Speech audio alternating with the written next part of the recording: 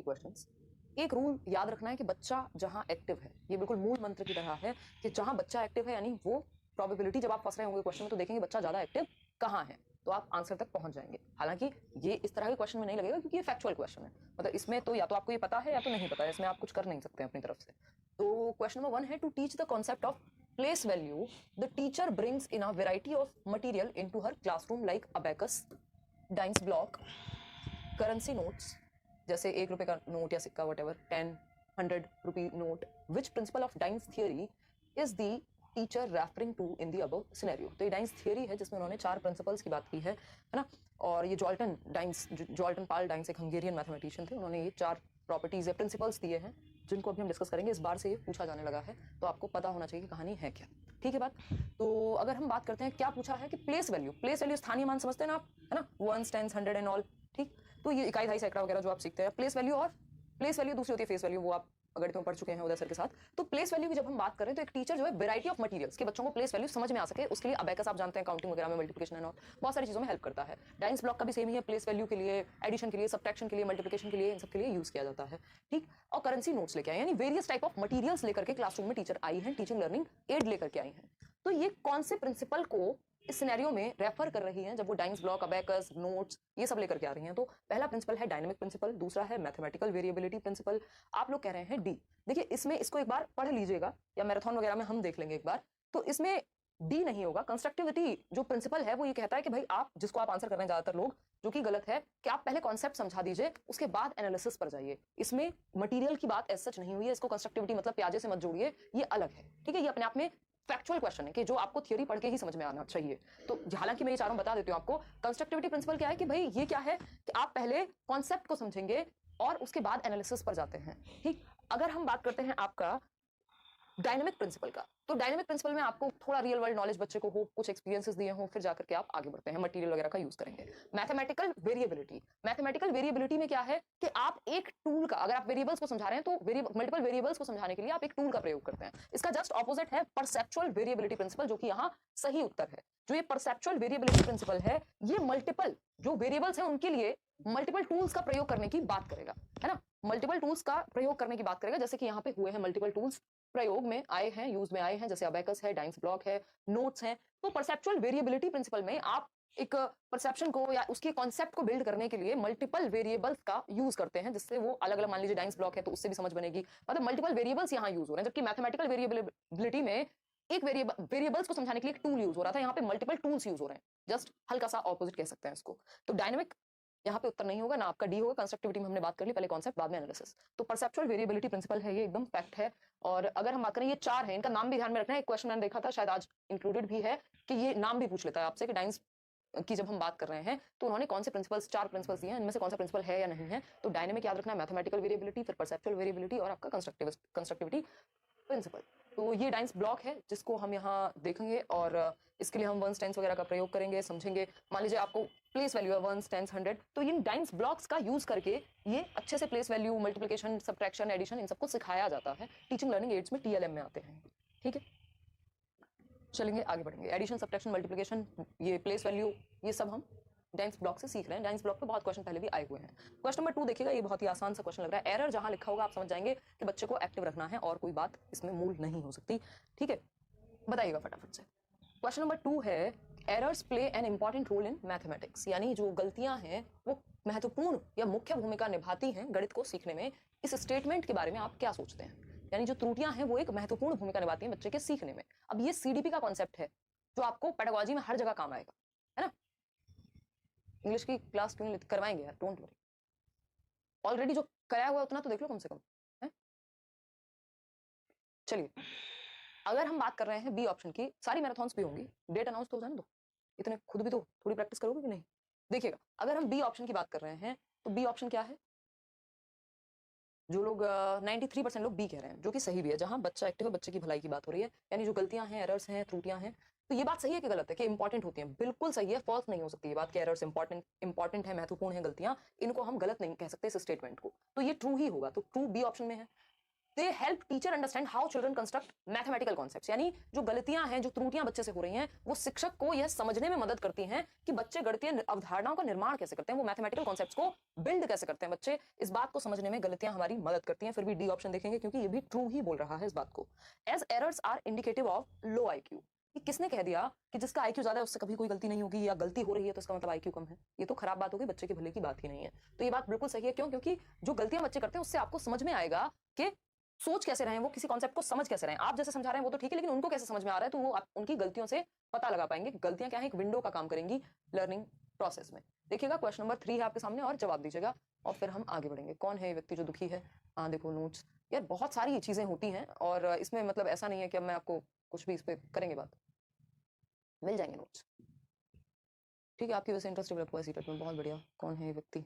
मीनल भार्गवा।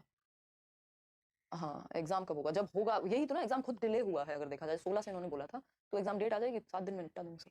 देखिएगा, my sister got 124 in 1 month, I am preparing for from 1 month. Nikki कह रही है can I get 110 plus from your free notes? बिल्कुल बिल्कुल निक्की, और जो मैराथन सेशंस होंगे उनको देखिएगा ना, आप अच्छा करेंगे। तो सी ऑप्शन कह रहे हैं आप में से कई लोग। समझते हैं क्या कहानी है। A common error that we often encounter, common error समझ रहे हैं जो ज्यादातर बच्चे करते हैं, दैट वी ऑफन एनकाउंटर, जो हमें ज्यादातर देखने को मिलता है, when children are asked to add 2 fractions.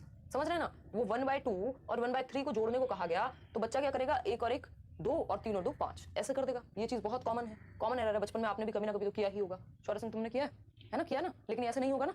कैसे होगा? एलसीएम होगा या मल्टीप्लिकेशन करेंगे, सही बात है। तो ये कॉमन एरर है। दे एट दी न्यूमरेटर, जिसको हम जो भी अंश बोलते थे, हर बोलते थे, अंश बोलते थे न्यूमरेटर को हिंदी में, और जो हर है यानी डिनोमिनेटर है, उनको अलग अलग जोड़ देते हैं बिना एलसीएम लिए, बिना कुछ और करे। और what could be the possible reason for such a misconception? अब ये एक मिसकॉन्सेप्शन है बच्चों में, एक गलत अवधारणा है या वैकल्पिक अवधारणा है। इसके लिए क्या करें हम? इसको जब आप एनकाउंटर करते हैं, कॉमन गलती है जो भिन्नों का योग करते समय ऐसा होता है। Lack of conceptual understanding of the teacher, मतलब टीचर की ही सीधी गलती है।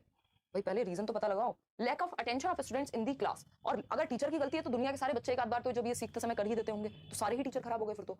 Lack of attention of students in the class, बच्चों में कमी हमें निकालनी ही नहीं होती। Generalisation of facts learned in addition being applied to fractions, यानी योग में सीखे गए तथ्यों का सामान्यीकरण भिन्नों पर लागू करना। ऐसा लैंग्वेज में भी होता है कि बच्चे ने मान लीजिए सेकंड फॉर्म सीखा है या सीखी है, तो वो ईडी हर जगह लगा देगा। तो कई बार जो जनरलाइजेशन है, ओवर जनरलाइजेशन है, जो फैक्ट्स बच्चे ने एडिशन के टाइम पे, जोड़ने के टाइम पे, योग के समय पे सीखे थे, वो उसने ओवर जनरलाइज करके उनको यूज कर लिया है। उसने सीधा सीधा जो उसको आता था उसी से कुछ भी बना दिया। तो ये जनरलाइजेशन है, सामान्यकरण है कि ये वाले नियम जब योग में ऐसे लागू होते हैं कि भाई 11 और 12 को जोड़ रहे हैं, हाँ 2 + 1 3 हो गया और 1 + 1 2 हो गया, तो ऐसे ही होता होगा। ये जो नियम उसने योग में सीखा था वो फ्रैक्शंस में भी उसने लागू कर दिया। बात तो ठीक है।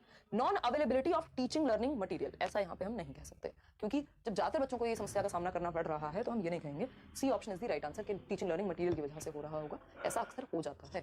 क्वेश्चन नंबर 4 देखिएगा और हल्का सा जवाब बढ़िया से दीजिएगा। पोल वाले भैया इतने स्लो क्यों हो आप? है भाई, सो जाते हो बीच में, तो एक दिन बाद दोगे पोल फिर।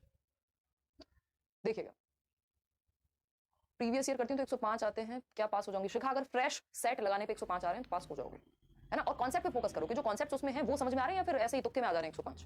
तबियत हाँ थोड़ी सी ऐसी है हमारा, ये पिछले कुछ दिनों में बहुत ज़्यादा लोड हो गया, और अभी भी कुछ चीज़ें, बहुत सारे प्लान्स कैंसिल करने के बाद भी कहीं कहीं तो कुछ काम तो निपटा नहीं होते। देखिएगा, तो फटाफट से बताइएगा। क्वेश्चन नंबर 4 है the most appropriate formative task, the most appropriate formative tasks to assess the students understanding of data collection is, यानी छात्रों के आंकड़ों के संग्रहण। टॉपिक देखिएगा क्या पूछा है, the most appropriate formative task, यानी फॉर्मेटिव मतलब रचनात्मक, जिसमें बच्चा एक्टिव हो, to assess the students understanding of data collection, यानी आंकड़ों के संग्रहण। डेटा कलेक्ट करने को कह रहे हैं, आसपास का एरिया है उसके बारे में कुछ जाने। डेटा कलेक्शन कैसे? डेटा कलेक्शन के बारे में आपको बच्चों की समझ को असेस करना है। क्या करेंगे? पहला ऑप्शन है क्लासरूम डिस्कशन, कक्षा में विचार विमर्श कराएंगे डेटा कलेक्शन के लिए। अगर आपको तो समझ जाननी है, चलो करा सकते हैं। क्रॉसवर्ड, पहेली पूछेंगे, पहेली डेटा कलेक्शन के लिए, ये तो गड़बड़ है। सर्वे बेस्ड प्रोजेक्ट, सर्वेक्षण पर आधारित परियोजना, यानी आपने कोई सर्वे कराया था आसपास और उसके बारे में अब बच्चा बात करेगा, क्योंकि सर्वे करने गया और पूछा कि अच्छा आपके घर में कितने कूलर हैं, कितने बच्चे हैं, क्या पढ़ रहे हैं, है ना, ये चीज है कि नहीं है, तो ये सब पता लगेगा बच्चे को डेटा के बारे में। उसके पास डेटा आएगा और उसको एनालाइज कर पाएगा, तो ये ज्यादा बेहतर है। रोल प्ले अगेन ये लैंग्वेज बेस्ड या वर्ड प्रॉब्लम्स वगैरह के लिए समझ में आता है, बट जब हम डेटा कलेक्शन की बात कर रहे हैं, इसके बारे में बच्चे की समझ को के आकलन की बात कर रहे हैं, तो डेटा को सबसे अच्छे तरीके से जांचा जा सकता है सर्वे बेस्ड प्रोजेक्ट से, है ना, जिसमें बच्चा एक्टिव है। इस प्रोजेक्ट को समझ के ये मत सोचने का कि ये बहुत सालों का प्रोजेक्ट है तो इसको समेटिव में जाना चाहिए, ऐसा कुछ भी नहीं होगा यहाँ, ठीक। क्यों? क्योंकि अगर आप सर्वे के थ्रू डेटा को नहीं जानेंगे तो कैसे जानेंगे, ठीक। आप कह रहे हैं अगर जो जनगणना होती है जिसको हम कह रहे हैं सेंसस है या इस तरह की और भी चीजें कि भाई कितने % लोगों ने इंडिया में वैक्सीन लगवाई, क्या हुआ, ये सब ये डेटा से पता लगेगा। तो सर्वे बेस्ड जो प्रोजेक्ट है, सर्वे से पता लगेगा कि डेटा क्या है। तो डेटा के आकलन के लिए सर्वे बेस्ड प्रोजेक्ट सबसे बेस्ट रहेगा डिस्कशन से भी ज्यादा, क्योंकि बच्चा एक्टिव है रियल लाइफ में, उसको डेटा का जो सामना करना पड़ेगा वो सी ऑप्शन में करना पड़ेगा। क्वेश्चन नंबर 5 देखिएगा एक बार, क्या कहता है क्वेश्चन नंबर 5, जवाब दीजिएगा पोल में। क्वेश्चन नंबर 5 कहता है engaging students in mathematical activities eight primary level can help in many ways, like यानी बच्चों को अगर हम गणितीय एक्टिविटीज में जिनमें मैथमेटिक्स का प्रयोग हो, उसकी मैथमेटिकल थिंकिंग लगे, अगर प्राइमरी लेवल पे इन्वॉल्व करते हैं तो इससे किस चीज में मदद मिलेगी बच्चों को, अगर हम प्राइमरी लेवल पे ही उनको मैथमेटिकल थिंकिंग वाली प्रोसेसेस में एक्टिविटीज में इन्वॉल्व करें तो बताइएगा फटाफट से, फिर हम आगे बढ़ेंगे। देखिए आपकी मास्टर क्लासेस दिन में चल रही हैं, संस्कृत की भी है आई थिंक सबसे लास्ट में, तो वो आप अटेंड कर लीजिएगा। कोई कह रहा है संस्कृत में दिक्कत हो रही है, ठीक है ना, बताइएगा फटाफट से। और लाइक शेयर करना आप लोग भूल जा रहे हैं, वो भी करते रहिएगा, कोई बात नहीं, तबियत डाउन और वैसे ही चलती रहती है, ये तो छोटी मोटी बात नहीं। तबियत भी क्या है, थकान और थोड़ा ओवरवर्क जब इंसान हो जाता है बहुत लंबे समय तक छुट्टी ना मिलने पे, ऐसा होता है। बट कल मैं बिल्कुल प्योर छुट्टी रखूंगी संडे की, कुछ नहीं करना कल मुझे, देखिएगा। बहुत ही बढ़िया अलग अलग उत्तर आप लोग दे रहे हैं। चलिएगा राजपूत समझते हैं। अगर हम बात करें डी ऑप्शन, आप लोग खुद से कह रहे हैं 62% लोग। पहले ऑप्शंस पढ़ेंगे, providing opportunities to children to explore many abstract concepts and learn computational strategies, यानी छात्रों को कई अमूर्त अवधारणाओं का अन्वेषण करने और परिकलन रणनीतियों को सीखने के अवसर प्रदान करेंगे आप।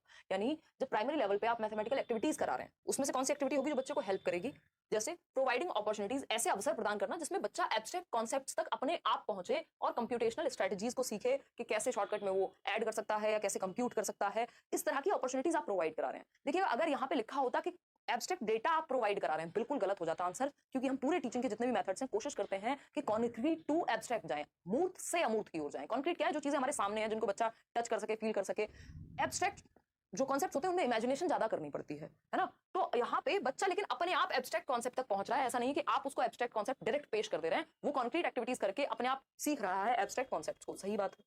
Help to utilise free periods given in time table, देखो इस तरह के जो ऑप्शंस होते हैं वो एकदम खराब, टाइम वेस्ट, आपको डिस्ट्रैक्ट करने के लिए होते हैं कि फ्री पीरियड को यूटिलाइज करने का अच्छा तरीका है। फिर ऐसे तो फिर बहुत कुछ करा सकते थे आप, अलग अलग और भी सब्जेक्ट थे। Help students deepen their mathematical understanding and reasoning, यानी छात्रों को उनकी गणितीय समझ एवं विवेचन को और गहन करने में सहायता मिलती है। अगर बच्चे को एक्टिविटी करा रहे हैं आप प्राइमरी लेवल पे, तो जो उनकी समझ है वो डीप होगी, गहरी होगी, गहन होगी, मैथमेटिकल अंडरस्टैंडिंग को लेके, आसपास की चीजों को लेके तर्क कर पाएंगे, बात तो सही है। Serve as a tool for summative assessment, देखिए समेटिव असेसमेंट के टूल के लिए हमारा फोकस नहीं रहता, हम चाहते हैं कि बच्चा एक्टिव रहे, है ना, क्योंकि इसका जो पर्पस है वो जज करना है समेटिव का, तो हम चाहते हैं बच्चा एक्टिव रहे, तो एक्टिविटी हम इसलिए नहीं करा रहे कि उसको जज कर सके। तो ए और सी यहाँ सही है, बाकी कोई सही नहीं है। तो जहां पर ए है बट सी नहीं है ना, यहाँ पर ए नहीं है, तो एक ही ऑप्शन है जिसमें ए और सी दोनों सही हैं, या ऑप्शन है, तो D option is the right answer, आप लोग सही उत्तर दे रहे हैं।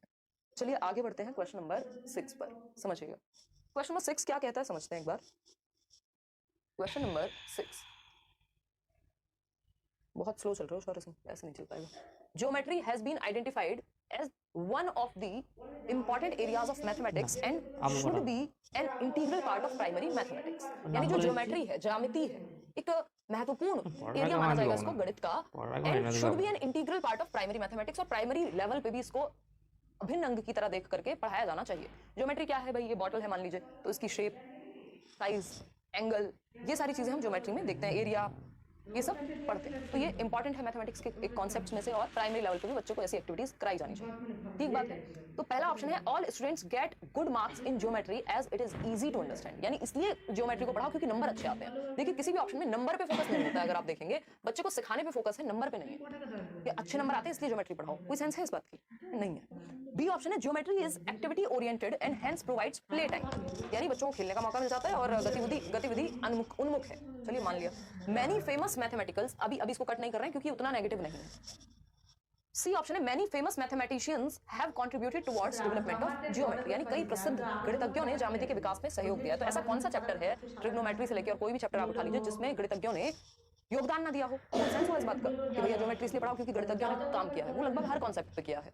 हम तो बच्चे का बदला देखेंगे ना। डी ऑप्शन है experiences in geometry help in learning and visualising mathematical ideas and concepts that are useful in daily life, अब देखिएगा, अगर आपके पास वैसा वाला ऑप्शन होता कि कौन सा सही है, तो आप कह देते ए, ये बी और डी दोनों सही है, ठीक है ना। लेकिन हमें पता है कि इससे कहीं बेहतर जो है वो यहाँ है, ठीक है ना। और यहाँ पे फोकस इस बात पे था कि एक्टिविटी सेंटर्ड है तो खेलने का टाइम मिल जाएगा, जबकि खेलने का टाइम आप वैसे भी दे सकते हैं।